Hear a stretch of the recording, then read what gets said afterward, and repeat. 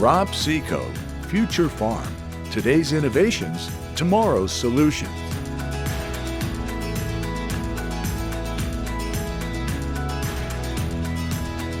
So we're here for another episode of Future Farm. And today we're going to cover innovations in drone technology. But as you can hear, we're in the middle of a rainstorm, which is good for all the producers in the area.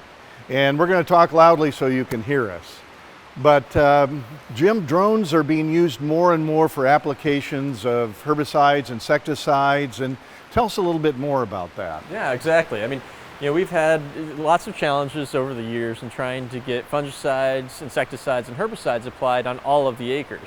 I mean, it's easy when you have a nice, flat, large field that you can take a spray rig over or even fly a plane over, but that's not always the case. And oftentimes you may need a little bit more customization than that in terms of where in the field you spray. So today to talk about that with us, we have Jason Hellbusch with Aerial Crop Solutions. And so welcome, Jason. Glad to be here. Thank you. So Jason, can you tell us just a little bit about how are drones being used in aerial applications today? Well, currently I'd say it's giving growers better opportunity to maybe try different things that they'd like to see on their farms, different application of different products, trial basis type things. Yeah, so today drone technology has advanced a lot over the last number of years. I mean, how big are the drones now? How many acres can you cover and how fast can you do it? So typically the size of drone, you can get a drone that has anywhere from a 2.5 to a 10.5 gallon tank.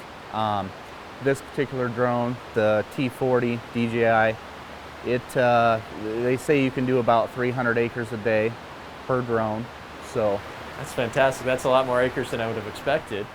And how does the actual application work? Are you sitting there like with the remote control car, flying it around to each individual spot in the field, or how does that work? So typically you'll pull up to a field and you can do this even before you get there. You can set up a map on the remote and it'll draw it out and really just hit the start button, fill your tanks, put your battery in, hit the start button, and it'll fly that route, and you can input how many gallons an acre you want to apply, height above crop, things like that. Now, what do you expect, because this is still an evolving technology, what do you expect the future innovations are going to be within drone technology for aerial applications? Well, there's a lot of things coming as far as, specific weed identification or problematic identification of fields and mapping and things like that. Specifically spot spraying technology where you can go out and drones can potentially identify thistles or leafy spurge or what have you. So it's coming. It's going to be a big deal. Excellent. No, that's going to be great. And so Rob, there you have it. We have a lot of new technologies coming in the aerial applications through drones. And as we have talked, AI is a really big thing, and AI could be something we see entering the drone space. Jim, first of all, thank you for not droning on and on.